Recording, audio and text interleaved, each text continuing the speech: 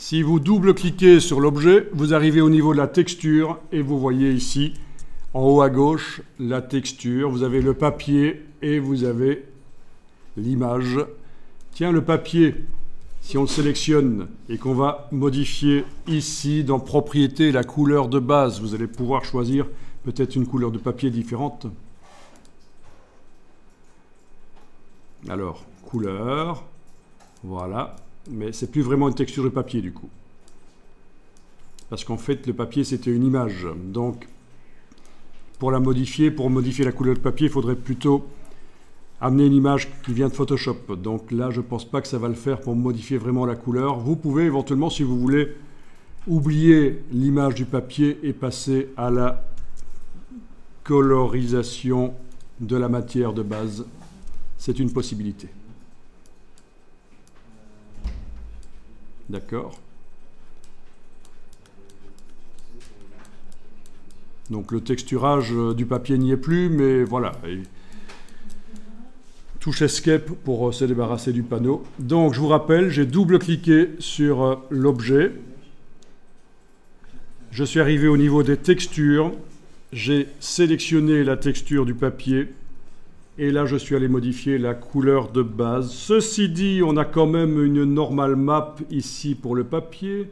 Ah non, c'est pour les pliures. Ok, on a une normal map pour les pliures, donc du simili-relief en quelque sorte. Donc il y a quand même une texture complexe sur le papier. Au niveau de la rugosité, on a normalement aussi une texture, mais bon. Non, ça bouge pas beaucoup. Ok.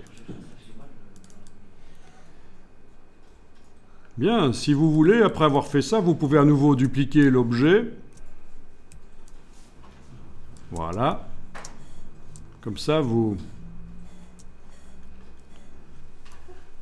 voyez la progression. Touche F, voilà. Alors oui, c'est vrai, sur un ordinateur qui n'est pas très puissant, dupliquer l'objet, ça pourrait alourdir un peu. Ça tient, sinon il faudrait masquer les autres. Hein. C'est possible. En ayant celui-là sélectionné, menu Objet, masquer les objets non sélectionnés, ça les enlèverait de la scène temporairement.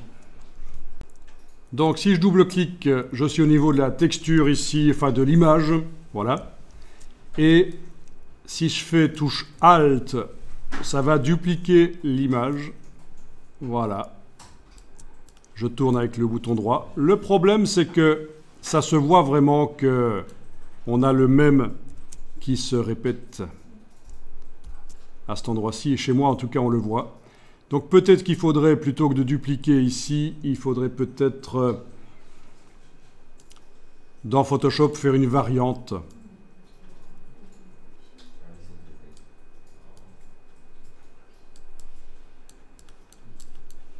Faire une variante, mais bon, voilà. Si je les mets plus bas, voilà. Je vais à nouveau dupliquer pour peupler l'arrière, là voilà. Donc tout ça est très sympa, on a un packaging avec des meerkats partout.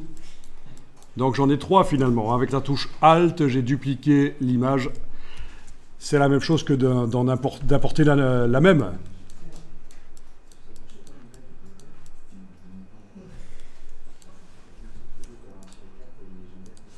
Enregistrer le fichier dimension qui va intégrer tout. Je vais appeler ça meerkats sur sachet -01. Voilà.